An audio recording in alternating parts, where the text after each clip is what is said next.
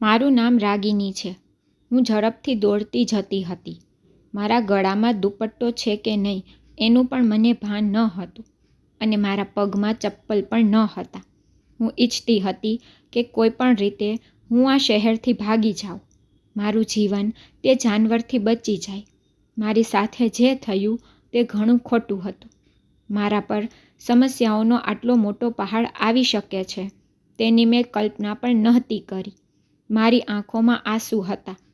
તરસના લીધે મારું ગળું સુકાઈ રહ્યું હતું. મારા પગમાં છાલા હતા. પરંતુ હું હજી પણ મારી મંજિલ સુધી પહોંચી શકી ન હતી. પછી એવી વ્યક્તિ સાથે મારો મુકાબલો થયો. તેને તો મારી. હું ગરીબ પરિવારની હતી. મારી માતા મારા જન્મ સમયે મૃત્યુ પામ્યા હતા. મારો ઉછેર મારા દાદીમાએ કર્યો હતો.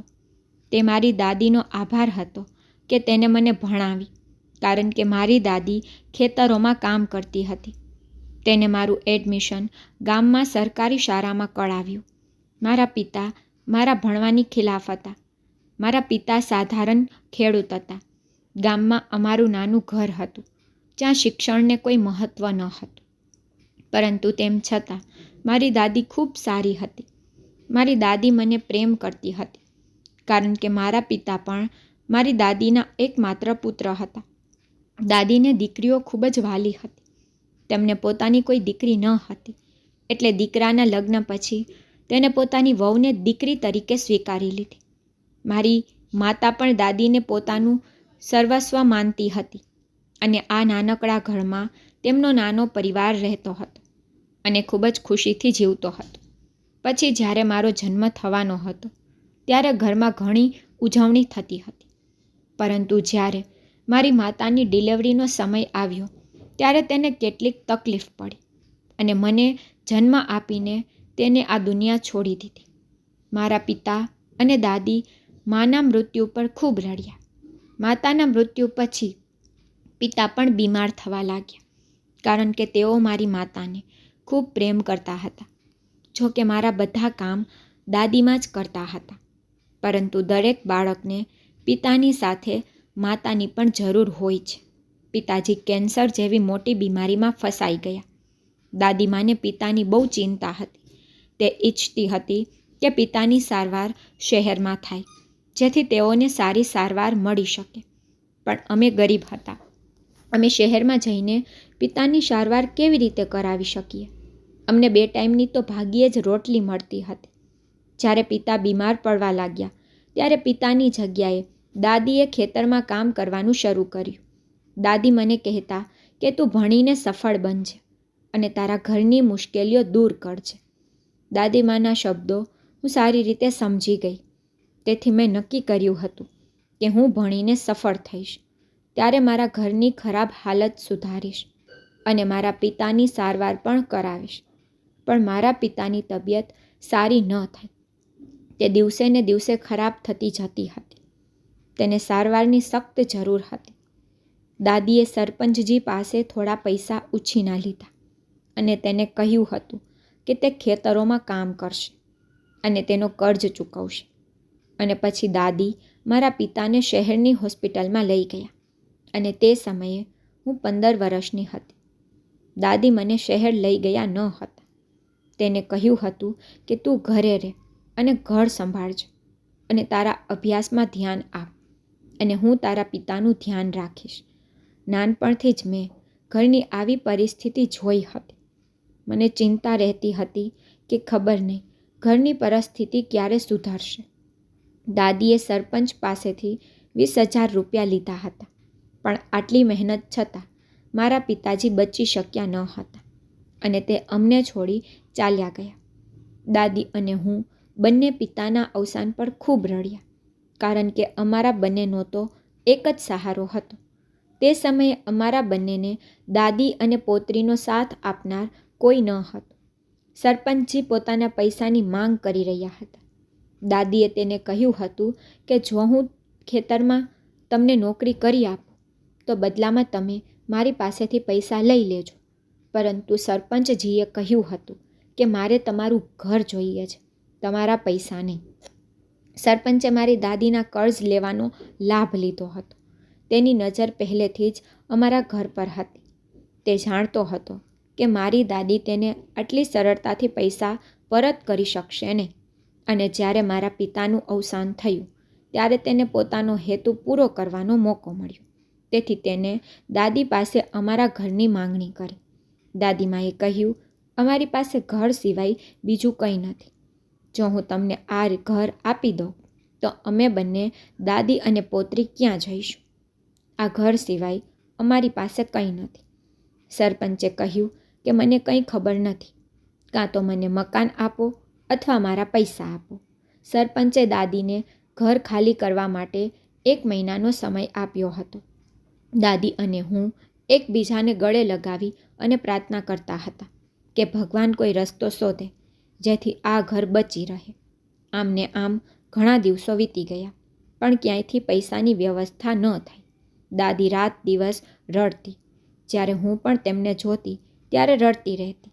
આમ બધો સમય વીતી ગયો હતો, પરંતુ ક્યાંયથી પૈસાની વ્યવસ્થા થઈ શકી ન હતી. અને ત્યારબાદ સરપંચ પણ કેટલાક લોકો સાથે અમારા ઘરે આવ્યો હતો, જેથી અમે મકાન ખાલી કરી શકીએ. દાદીમાએ રડીને પોતાની જાતને ખરાબ કરી દીધી. તેમના લોકોએ અમારી ઘર વખરીનો સામાન ઉપાડીને ફેંકી દીધો. હું અને દાદી રડતા હતા ત્યારે અચાનક ગામના મુખિયાએ સરપંચને આવું કરતા જોઈને કહ્યું કે તારી હિંમત કેવી રીતે થઈ એક લાચાર વૃદ્ધ મહિલા સાથે આવું કરવાની?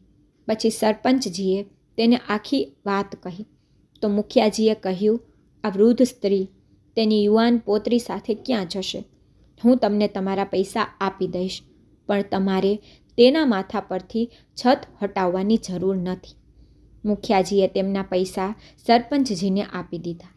મુખિયાજી આ મામલામાં વચમાં આવ્યા હોવાથી સરપંચજી ખૂબ જ પરેશાન હતા, પરંતુ અમે મુખિયાજીના ખૂબ આભારી હતા કે તેમણે આ મુશ્કેલ સમયમાં અમને મદદ કરી અને અમને 2 ઘર થતાં બચાવ્યા. પછી દાદી મુખિયાજીના ઘરે તેમનો આભાર માનવા ગયા હતા, અને તે સમયે મુખિયાજીએ કંઈક એવું કહ્યું જેનાથી દાદી દુઃખી થઈ ગયા. મુખિયાજીએ કહ્યું હતું કે જો તમે અમારા ઉપકારનો બદલો આપવા માંગતા હો તો તમારી પૌત્રીને અમારા ઘરે નોકરાણી બનાવીને મોકલો. અમને એક નોકરાણીની જરૂર છે જે અમારી દીકરીઓની સંભાળ રાખી શકે. તમારી પૌત્રી અમારી દીકરીઓની ઉંમરની છે. તે મારી દીકરીઓ સાથે ખૂબ જ સારી રીતે વર્તન કરશે. દાદીમા કહેવા લાગ્યા કે હું તમારા ઘરનું કામ કરી આપીશ, પણ હું મારી પૌત્રીને મોકલી શકતી નથી. હું તેને ભણાવવા માંગુ છું. તો મુખિયાજી કહેવા લાગ્યા, તમે તો વૃદ્ધ છો. અમે નથી ઈચ્છતા કે તમે અમારા ઘરનું કામ કરો. તમારી પૌત્રી અમારા માટે દીકરી જેવી છે. જ્યારે તે અહીં રહેશે ત્યારે તેને કોઈ નુકસાન થશે નહીં. કોઈ પણ ચિંતા કર્યા વિના તેને અમારા ઘરે મોકલો. જો તે ચાહે તો અમારી દીકરી તેને ભણાવી દેશે, પણ બદલામાં તેને અમારા ઘરના કામો કરવા પડશે.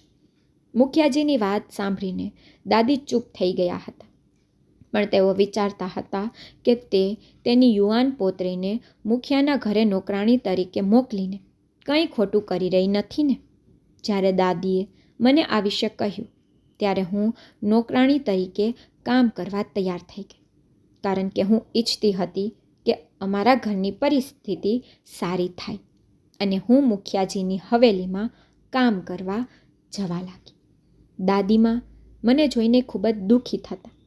તે કહેતા કે હું તને ભણાવવા માંગતી હતી, કોઈના ઘરે નોકરાણી તરીકે કામ કરાવવા માંગતી ન હતી. મેં દાદીમાને કહ્યું, દાદી, હું આખો દિવસ હવેલીમાં કામ કરીશ અને પછી રાત્રે આવીને અભ્યાસ કરીશ. મુખિયાજીને એક યુવાન પુત્ર અને 2 પુત્રીઓ હતી. મારા સિવાય ઘરમાં ઘણી નોકરાણીઓ કામ કરતી હતી. મુખિયાજીએ મને કહ્યું કે તારે મારી દીકરીઓ સાથે સમય પસાર કરવો પડશે. મારી દીકરીઓ બધા કામ કરવા પડશે. મારી દીકરીઓ યુવાન છે, તે બધા સાથે બહુ મળતી નથી. મેં મારા શબ્દો અને મારા કામ દ્વારા મુખિયાજીની દીકરીઓને ખુશ કરી દીધી હતી. તે મારી સાથે ખૂબ જ ખુશ હતી. આમ ને આમ ઘણા દિવસો વીતી ગયા. પરંતુ તે દરમિયાન મેં જોયું કે મુખિયાજીનો દીકરો મારી તરફ ધ્યાનપૂર્વક જોઈ રહ્યો હતો. જ્યારે હું તે છોકરીઓને નવી નવી વાર્તાઓ સંભળાવતી ત્યારે તે મારી વાત પર જોર જોરથી હસતી, કારણ કે તે મારો સ્વભાવ હતો. હું પણ મુખિયાજીની દીકરીઓની ઉંમરની જ હતી અને તેમની દીકરીઓને ખુશ જોઈને તેમને પણ ઘણો સંતોષ થતો. એક દિવસ હું મુખિયાજીની 2 દીકરીઓ માટે ગરમ ખોરાક લઈ જઈ રહી હતી, જ્યારે તેના પુત્રએ મારો રસ્તો રોક્યો. તેને કહેવાનું શરૂ કર્યું કે મારે તમારી સાથે કંઈક વાત કરવી છે.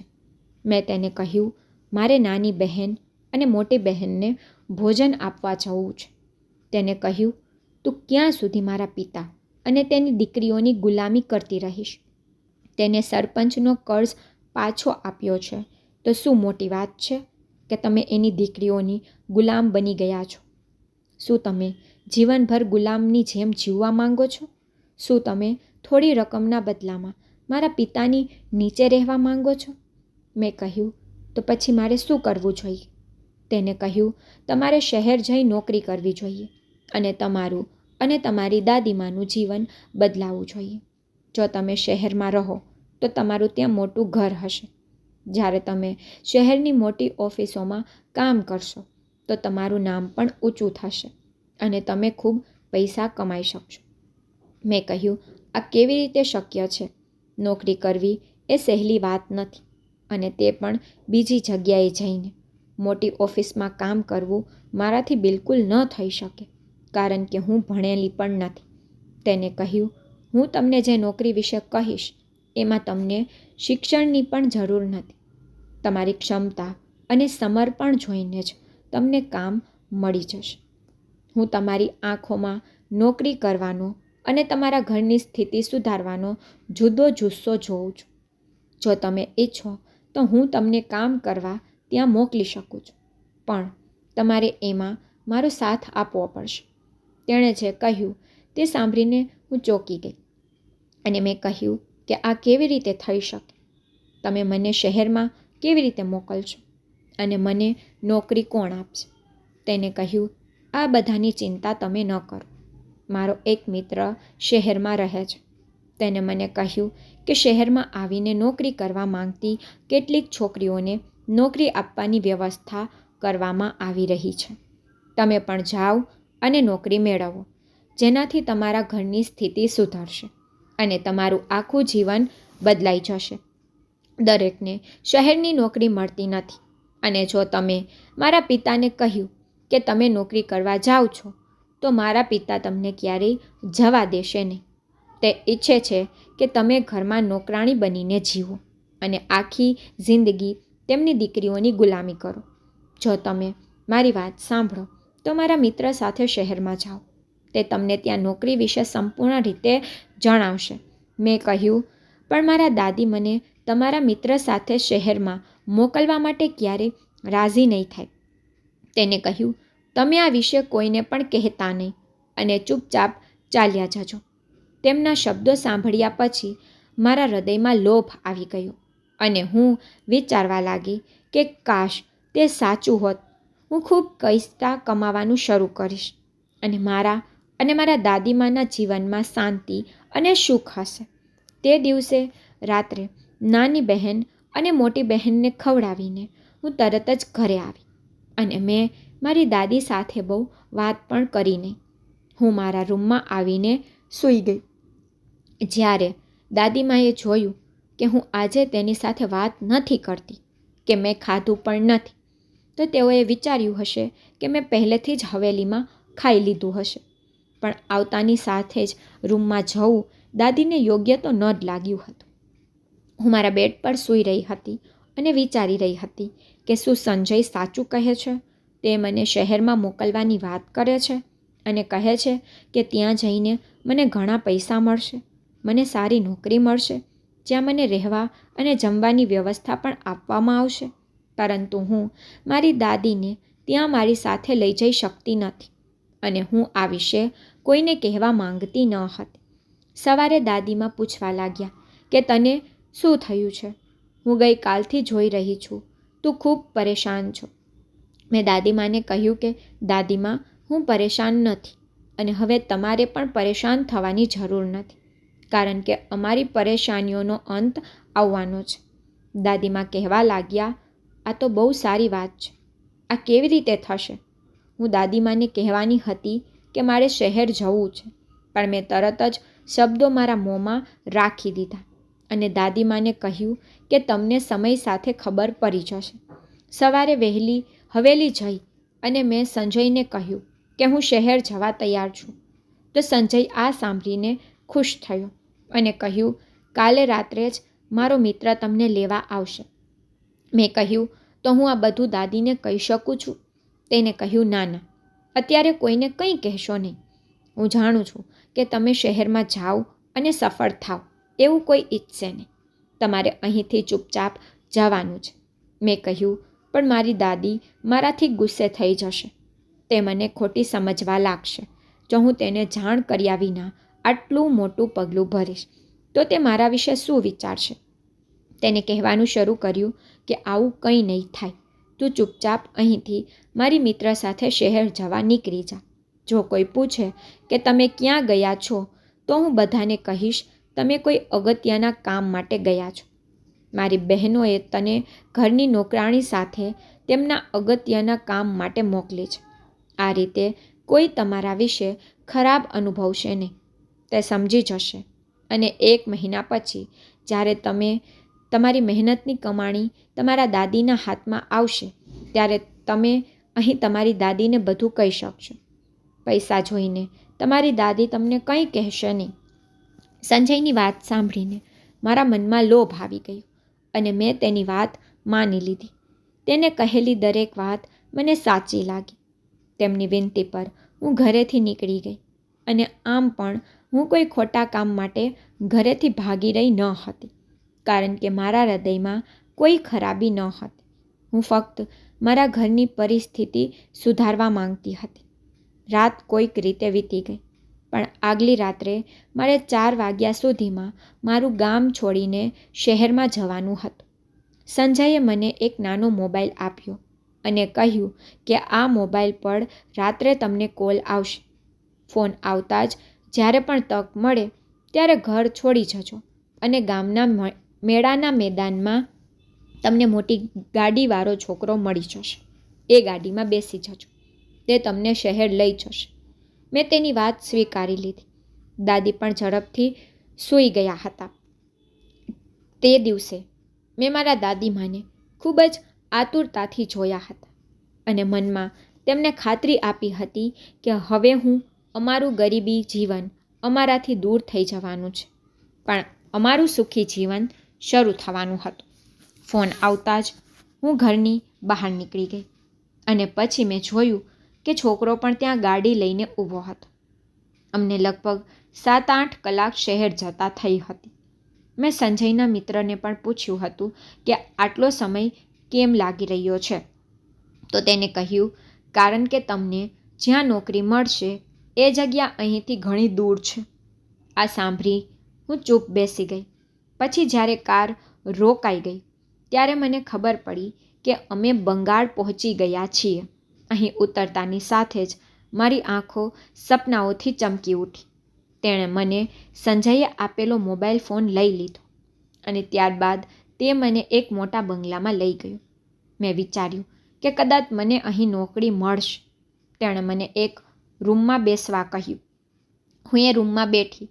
ત્યાં હું લાંબા સમય સુધી બેઠી અને રાહ જોતી રહી, પણ ત્યાં કોઈ આવ્યું નહીં. થોડો સમય પસાર થયો ત્યારે એક સ્ત્રી ત્યાં આવી. તે મહિલાએ મને કહ્યું કે આ કપડાં પહેરીને તૈયાર થઈ જાઓ. તેની વાત સાંભળીને હું કંઈ સમજી શકી નહીં. મેં કહ્યું, હું કેમ આ કપડાં પહેરું? મારા કપડાં તો એકદમ સારા છે. તેને કહ્યું, માત્ર કપડાં જ નહીં પણ મેકઅપ પણ કરવાનો છે, જેથી તમે સાહેબને પસંદ આવો. મેં કહ્યું, કયા સાહેબ? તો તે કહેવા લાગી, અરે તું આટલી નિર્દોષ કેમ બને છે? રાત થવા આવી છે. તારે સાહેબના બેડની રોનક બનવાનું છે. તેની આ વાત સાંભળીને મારા પગ નીચેથી જમીન નીકળી ગઈ. મેં કહ્યું, શું બોલો છો? તે કહેવા લાગી, ચાલો જલ્દી તૈયાર થાવ. તેની વાત પર હું ચીસો પાડવા લાગી. હું કહેવા લાગી, હું કપડાં નહીં પહેરું અને મને અહીં લાવનાર છોકરો ક્યાં છે? તેને કહ્યું, તે છોકરો તો ઘણા સમયથી ચાલ્યો ગયો છે અને સાથે તમારી કિંમત પણ લઈ ગયો છે. હવે તારે વધારે અવાજ કરવાની જરૂર નથી. આ કપડાં પહેર અને સારી રીતે તૈયાર થઈ જા. સાહેબ રાહ જોતા હશે. મેં કહ્યું, કયા સાહેબ? તે કહેવા લાગી, આ બંગલો જેનો છે અને તેને તને એ છોકરા પાસેથી ખરીદી છે જેણે તને અહીં છોડી દીધી. તેને ઘણા પૈસા આપવામાં આવ્યા હતા. તેની વાત સાંભળીને મેં રડવાનું શરૂ કર્યું. તો તે મહિલાએ મારા મોઢા પર થપ્પડ મારી અને કહ્યું કે હવે તને બધું ખબર છે તો તું કેમ નખડા દેખાડી રહી છે? તેણે મને જબરદસ્તી રૂમની અંદર મોકલી દીધી. મેં તેને કહ્યું કે મને છોડી દો. હું જેવી તેવી છોકરી નથી. હું ખૂબ જ ગરીબ પરિવારમાંથી આવું છું. મને અહીં નોકરી કરવાનું કહેવામાં આવ્યું છે, પણ તેને મને જબરદસ્તી અંદર મોકલી દીધી, જ્યાં તે જાનવર પહેલેથી જ મારી સાથે ખોટું કરવા બેઠો હતો. અહીં કેટલીક છોકરીઓ ગામડાઓમાંથી આવી હતી અને કેટલીક છોકરીઓ અલગ અલગ શહેરોમાંથી લાવવામાં આવી હતી. હું જોરથી ચીસો પાડી રહી હતી, પણ મને મદદ કરવા માટે અહીં કોઈ ન હતું. હું સમજી ગઈ કે મને નોકરી આપવાના બહાને અહીં બોલાવવામાં આવી હતી અને મુખિયાનો દીકરો પણ આ કામમાં સામેલ હતો, કારણ કે તેને જ મને આ જગ્યાએ મોકલી હતી. અને તે છોકરો તેનો મિત્ર નહીં, પણ એક વેપારી હતો જે છોકરીઓને માલિક સુધી પહોંચાડતો હતો. હું જોરથી ચીસો પાડી રહી હતી, પણ તેને મારી વાત સાંભળી નહીં અને મારી સાથે ખોટું કરતો રહ્યો. હું મારી દાદી વિશે વિચારતી રહી કે જો તેમને ખબર પડી કે તેમની પોતરીએ આ કર્યું છે તો તે જીવતા જ મરી જશે. સંજયની વાતથી પ્રભાવિત થઈને મને ઘણો પસ્તાવો થતો હતો. તેને મને નોકરી આપવાના સુંદર સપના દેખાડ્યા, જેથી તે મને પૈસા માટે અહીં મોકલી શકે. માત્ર એક જ રાતમાં તેનું હૃદય મારાથી ભરાઈ ગયું. તેથી જ તેણે બીજા વેપારીને કહ્યું કે તેને તેની જગ્યાએ પહોંચાડી દો. તે બહુ મોટા મકાનમાં રહેતો હતો. સાંભળ્યું હતું કે તે બંગાળનો મોટો વેપારી છે. તેને છોકરીઓની ઇજ્જત સાથે રમવાનો બહુ શોખ છે. તેથી તે પોતાના વધારે પડતા પૈસા છોકરીઓની ઇજ્જત પાછળ જ ખર્ચતો અને રોજ રાત્રે એક નવી છોકરીની જિંદગી બગાડતો. તેનો ડ્રાઈવર મને બીજા માણસો પાસે વહેંચવા લઈ જતો હતો, પણ હું કોઈ પણ સંજોગોમાં અહીંથી ભાગી જવા માંગતી હતી. હું સમજી શકતી ન હતી કે મારે શું કરવું. હું ચાલતી કારમાં બેઠી હતી. મેં ડ્રાઈવરને કહ્યું કે મને તરસ લાગી છે, મને પાણી જોઈએ છે. તો તેણે કાર રોકી અને કારમાં જ રહેવા કહ્યું અને કહ્યું, હું પાણી લાવી રહ્યો છું. ત્યારે મેં ઝડપથી મારી બાજુનો દરવાજો ખોલ્યો અને ત્યાંથી ભાગવા લાગી. હું દોડતી હતી. હું સમજી શકતી ન હતી કે હું શું કરી રહી છું. ડ્રાઈવર લાંબા અંતર સુધી મારો પીછો કરતો રહ્યો, કારણ કે તે મને પકડવા માંગતો હતો. તે જાણતો હતો કે જો હું અહીંથી બહાર ગઈ તો હું બધાને બધું કહીશ. જ્યારે પણ હું પાછળ જોતી તો ડ્રાઈવર મારી પાછળ દોડતો હતો. પછી મને છુપાવવા માટે એક જગ્યા મળી. તેથી જ હું ત્યાં ચાલી ગઈ અને ડ્રાઈવર ભાગતો આગળ ગયો. ત્યારે મારા જીવનમાં જીવ આવ્યો. થોડા સમય માટે હું ત્યાં બેસીને મારા ભાગ્ય પર રડતી રહી. થોડા સમય પછી હું ત્યાંથી નીકળી ગઈ અને અહીં અને ત્યાં ભટકતી રહી, કારણ કે હું આજ સુધી આ શહેરમાં ક્યારેય આવી ન હતી. તેથી જ મને ખબર ન હતી કે આ કઈ જગ્યા છે. તે પછી મેં એક સ્ત્રીને પૂછ્યું કે રેલવે સ્ટેશન ક્યાં છે. તો તેણે મને રેલવે સ્ટેશન વિશે જણાવ્યું. એ જ રીતે લોકોને રસ્તાઓ પૂછ્યા પછી હું રેલવે સ્ટેશન પહોંચી. પછી ટ્રેનમાં ચડી અને મારા ગામ પહોંચી. અને પછી જેમ હું મારા ગામ પહોંચી તો મેં જોયું કે મારા ઘર પાસે ઘણા બધા લોકો એકઠા થયા હતા અને હું લોકોને જોર જોરથી રડતા સાંભળી શકતી હતી. લોકો મને ખરાબ ખરાબ કહેતા હતા, પણ ઘરની અંદર જતાં જ મારા પગ નીચેથી જમીન નીકળી ગઈ. કારણ કે મારી દાદીની અર્થથી મારી નજર સામે જ હતી. દાદીમાં આ દુનિયા છોડી ચાલી ગઈ હતી. દાદીમાને જોતાની સાથે જ હું રડવા લાગી, પરંતુ મારા દાદીને મને કોઈએ મળવા પણ ન દીધી. બધા કહેતા કે તેને ગામની બહાર ફેંકી દો. મેં કહ્યું, તમે લોકો મારી સાથે આવું કેમ કરો છો? મેં શું કર્યું છે? તે કહેવા લાગ્યા કે તું રાતના અંધારામાં એક છોકરા સાથે ભાગી ગઈ અને હવે અહીં શું લેવા આવી છે? તારી દાદીએ તને શોધવાનો ઘણો પ્રયત્ન કર્યો, પણ જ્યારે તું ન મળી ત્યારે મુખિયાજીના દીકરાએ કહ્યું કે તેણે તને રાતના અંધારામાં કોઈ છોકરા સાથે મોટી કારમાં બેઠેલી જોઈ છે. આનો મતલબ એટલો જ હતો કે તમે તે છોકરા સાથે ભાગી ગયા હતા. તારી દાદી આ બધું સહન ન કરી શકી અને આ દુનિયા છોડી ગઈ. તારી દાદીમાએ તારા વિના 2 દિવસ કેવી રીતે વિતાવ્યા તે ફક્ત તે જ સ્ત્રી જાણે છે, પણ તે તેની સાથે ઘણું ખોટું કર્યું. તે લોકોની વાત સાંભળીને હું રડવા લાગી. મેં ગામના લોકોને ખાતરી આપવાનો પ્રયાસ કર્યો કે મેં કંઈ કર્યું નથી, પણ પછી મને મુખિયાજી વિશે યાદ આવ્યું કે એક વખત તેમણે અમને મદદ કરી હતી. મેં કહ્યું, હું ગામ છોડી જઈશ, પણ મારે મુખિયાજીને એક વખત મળવું છે. તેથી જ હું મુખિયાજીની હવેલીમાં ગઈ. હું જતાની સાથે જ મુખિયાજીના પગે પડી અને તેમને બધી વાત કહી. આ બધું તેમના પુત્રના કારણે થયું છે. તેણે કહ્યું, હવે તમે અમારા પુત્રને દોષ આપો છો. અમે તમને અને તમારી દાદીને એક સમયે બચાવ્યા હતા.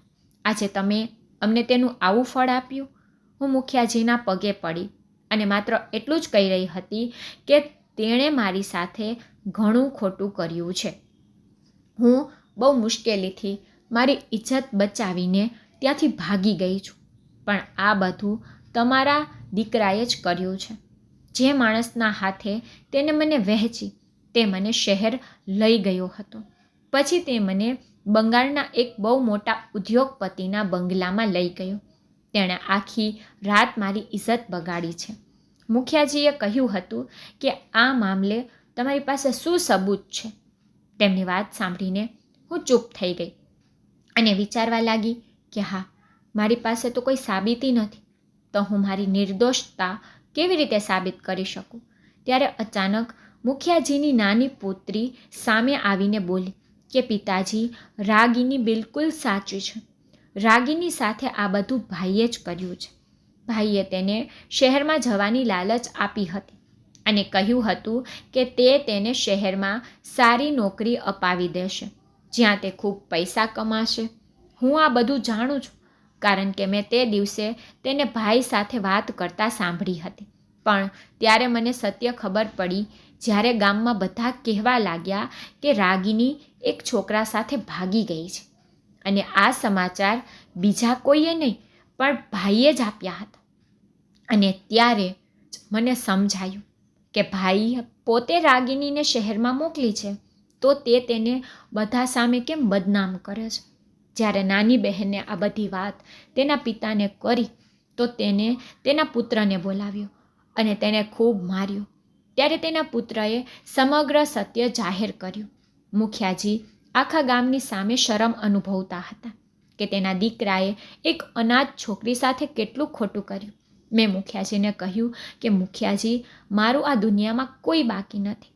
મારી સાથે ન્યાય કરો કે હું આ ગામમાં આમ જ મારું જીવન જીવતી રહીશ.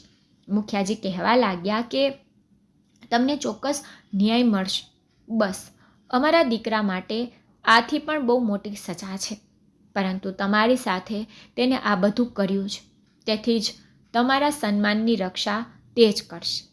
મુખિયાજીની વાત સાંભળીને હું અશ્રુભીની આંખે તેમની સામે જોઈ રહ્યો હતો, જ્યારે તેમનો પુત્ર પણ આવી જ પરિસ્થિતિમાં હતો. મુખિયાજીએ કહ્યું કે અમે તારા લગ્ન અમારા પુત્ર સાથે કરાવીશું. તે તારો પતિ બનશે અને તને ઘરે અને આખા ગામમાં ઇજ્જત અપાવશે. અને જો આમ નહીં થાય તો અમે તેને આ ગામમાંથી કાઢી નાખીશું અને તેની સાથે કોઈ સંબંધ પણ નહીં રાખી શકીએ. સંજય આ સાંભળીને પિતાના પગે પડીને માફી માંગી અને કહ્યું, નાના પિતાજી, આવું ન કરો. હું રાગિનીને અપનાવવા તૈયાર છું. હું જાણું છું કે મેં રાગીની સાથે ઘણું ખોટું કર્યું છે? મેં આ માત્ર પૈસાના લોભમાં કર્યું, કારણ કે તમે હંમેશા કહેતા હતા કે હું કોઈ કામ કરતો નથી. મેં વિચાર્યું કે હું થોડા પૈસા કમાઈને તમને આપીશ તો તમે ખુશ થઈ જશો. આ રીતે મુખિયાજીએ આખા ગામની સામે તેના પુત્ર સાથે મારા લગ્ન કરાવ્યા. હવે હું સંજયની પત્ની બની ગઈ હતી. તેણે મારી પાસે પણ માફી માંગી, પણ મને ખાતરી આપી કે તે તેની ભૂલ માટે ચોક્કસપણે પસ્તાવો કરશે. સંજય તેના પિતાથી ખૂબ જ ડરતો હતો. તેને વિચાર્યું પણ ન હતું કે હું ઘરે પાછી આવી શકીશ, પણ મારું નસીબ સારું હતું એટલે હું પાછી આવી. સંજયની નાની મોટી બહેને પણ મને ઘણો સાથ આપ્યો. હવે હું તેની ભાભી બની ગઈ હતી. તે પણ ખૂબ ખુશ હતી, પરંતુ હું મારી દાદીના મૃત્યુથી ખૂબ જ દુઃખી હતી. પણ સમય સાથે બધું સારું થઈ ગયું. ભગવાને સંજયના હૃદયમાં મારા માટે પ્રેમ નાખી દીધો હતો અને હવે હું સંજયની પત્ની બનીને માથું ઊંચું રાખીને ગામડામાં જીવું છું. મેં સંજયને માફ કર્યો, કારણ કે આ સિવાય મારી પાસે બીજો કોઈ વિકલ્પ ન હતો. પરંતુ મને એ વ્યક્તિ પર ગુસ્સો આવ્યા છે, જેનો શોખ છોકરીઓની ઇજ્જત સાથે રમવાનો હોય છે. હું ત્યાંથી કોઈક રીતે છૂટી ગઈ, પરંતુ હું તે છોકરીઓ વિશે વિચારું છું જેમને તે શિકારી તેની વાસના સંતોષ્યા પછી બીજા લોકોને સોંપે છે. અને છોકરીઓનું શું કરવામાં આવે છે? શું તેની હત્યા કરવામાં આવે છે અથવા તેને સન્માનને કલંકિત કરવામાં આવે છે? ભગવાન જાણે છે કે તેમનું શું થાય છે, પણ મારી સાથે તો બધું સારું જ થયું હતું. ભગવાને એ જાનવરને પણ એક દિવસ સજા આપે જે ફક્ત તેના શોખ પૂરા કરવા માટે નિર્દોષ છોકરીઓનું સન્માનનો લાભ લે છે. તો જો તમને મારી સ્ટોરી પસંદ આવી હોય તો લાઈક શેર સબસ્ક્રાઈબ જરૂરથી કરજો અને કોમેન્ટમાં મને જરૂરથી કહેજો કે તમને મારી સ્ટોરી કેવી લાગે છે. Thank you.